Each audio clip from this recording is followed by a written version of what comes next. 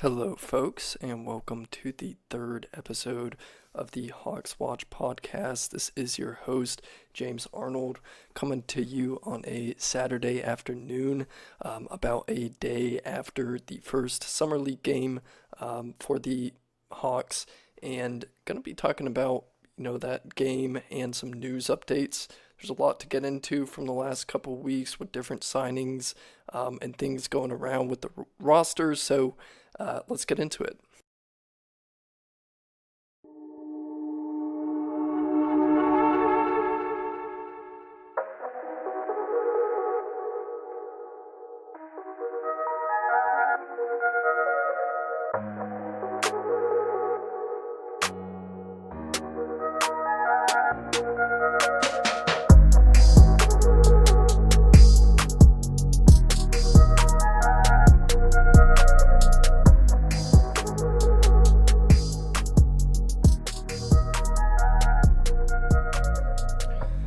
So, I want to start off here with a little bit of news about the Summer League team. Kobe Buffkin hurt his shoulder, has a shoulder subluxation that happened in a practice, and he will be unavailable for Summer League games. So, when I heard that news, that was quite unfortunate. He is more proven than most of the guys on the Summer League team and knows, has been in the system, has played a lot in the G League and then with the main team, more at the end of last year. So, he was going to be a nice creator for this team and really allow, the other guys to kind of play off him. Risa Shea, Jurisic, they have not played in the system yet. So, would have been nice to have him around to kind of run the offense and get those guys open and not have them, have to play on balls much. But he's going to be out. He should be ready for training camp, though, for the beginning of the season. So we will see him next year on the main roster. But so last night was the, first game of Summer League for the Hawks. And, it was game one, was kind of touted as Risa Shea versus Sarr. It was more of a, primetime game for these Summer League games, just because it was number one pick versus number two pick. And there had been, a lot of talk about them in the last couple of months. So Risa Shea, came out looking pretty good, showed some shot making, showed his handle, feel for the game, passing as well. Had a nice behind the back pass at one point. Didn't get the assist on it because the guy missed the corner three, but it was a nice pass and showed some nice connectivity. Had a big transition dunk as well.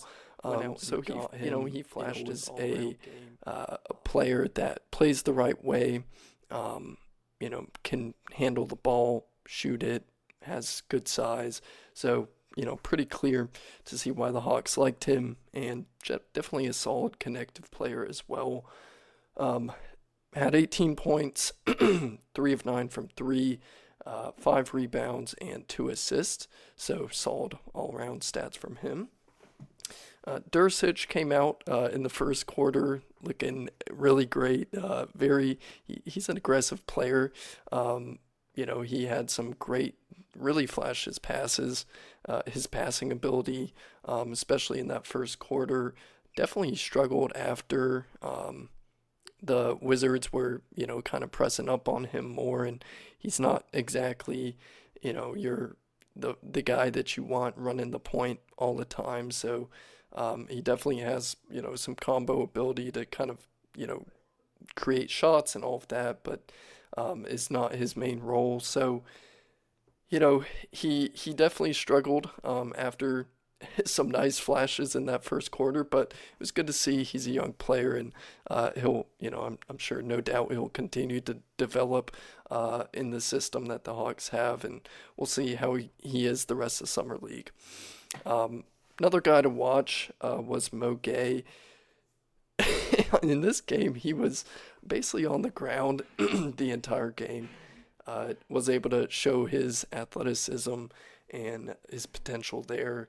He's still definitely learning, what risks to take and not take on the court. Ended up with a lot of fouls.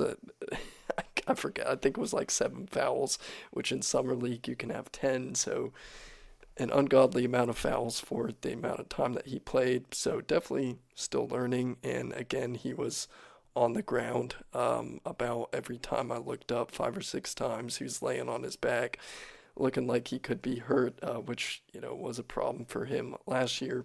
Affected the amount of time that he was able to play. So you know we'll see what he does the rest of summer league as well. But it was kind of an up and down game for him. Um, Someone that I, didn't really have my eye on coming into summer league was Keaton Wallace. He actually signed right after the game on a two-way deal with the Hawks. Definitely was, a guy that I hadn't had my eye on, but during the game, definitely started to notice him with his point of attack defense, physicality. He's aggressive. He can go get his own bucket. He knows, how to run the offense, can get other guys open, facilitate it. 38% shooter from three as well. So great two-way signing. On the Hawks roster right now, we do need, more help at the guard position. So getting a guy that can, defend, shoot it, run the offense, get his own bucket on a two-way deal is nice to have for depth purposes, if nothing else. He is also the brother of Cason Wallace, I should mention. Cason was a guy in that, I believe it was the 2023 draft, that the Hawks were targeting with that 15th pick, and, you know, wasn't probable that he was going to make it to them. I believe he went number 10, and then we ended up picking Kobe Buffkin at number 15. But anyway, Keaton Wallace is the brother of Cason Wallace, and shares some of the same attributes that the Hawks liked about Cason, with that perimeter defense, physicality, and just playing the game the right way. Again, this is a big thing we're seeing with all of these guys. It's just playing the right way, making the right reads on the court, defending the perimeter, playing physically, playing in that, 0.5 second offense as well, where you're, making quick decisions. There's not a lot of stagnation with the ball. So, he's another great two-way signing.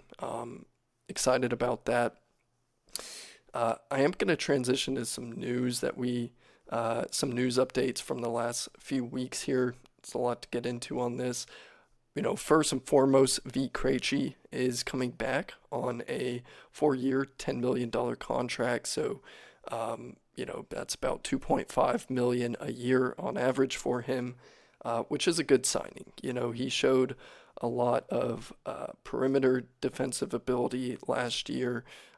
Played about 18, 20 games with the Hawks when, we were facing some depth challenges, especially at the wing. DeAndre Hunter was out for a while. Jalen Johnson was out for a while. We didn't have a lot of forwards or guys that could slide in at the three. So he came at a nice time, and with his development in College Park, was, able to show a little bit of what he can do. Also flash some good potential with his three-point shot that seemed to be coming along there as well. So if he can, hold that level that he, displayed last year, he's going to be a great, value contract for the Hawks to have for depth purposes, and, can be a solid rotation player at times as well. So very, definitely love Vit. He's a good guy. Everyone loves being around him from what I can tell. And he's, good to have back on this roster. Seth Lundy also signed again on a two-way deal as well, so he will be back. Nice 3-and-D type wing that we can slide into the rotation as well if needed. Do want to mention as well, Saddiq Bey did sign with the Wizards actually, so he will no longer be with the team. Really an unfortunate situation for, Saddiq with his, tearing his ACL. He's going to be out, most of next season, and you know, he does fit with this team in that, generally, well, at least in the past, he has been, a 3-point shooter. He brings solid intensity and physicality to the game. He's not the most, vertically athletic guy or laterally. So he does struggle on the defensive end, and, he's not, a top 6, 7 guy. That you probably want, in your rotation. So, just unfortunate that Sadiq, had that injury and signed for I think 20 million for 3 years, which for most people is great, but he was projected to get a lot more money than that. So unfortunate for him, but wish him the best in Washington.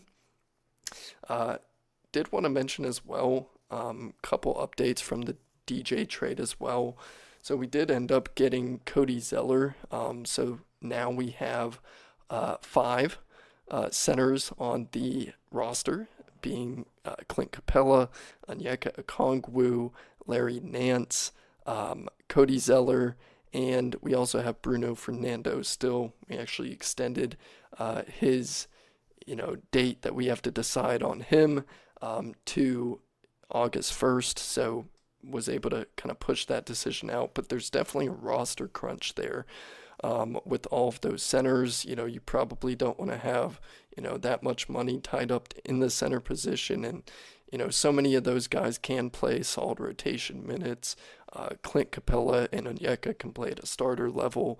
Larry Nance, in a backup role. Cody Zeller, probably want him to be your third center. Not really sure if they're planning on keeping him. We also have EJ Liddell who can slide over to center. So a lot of forwards and guys that, are slotted in at a center role that they're going to have to make some decisions about. But just with the two-way signings that we've seen, Veed, Keaton Wallace, Seth Lundy, bringing in Dyson Daniels, Risa Shea. These are all guys that, Dursic as well. These are all guys that know how to play, defend, can pass it.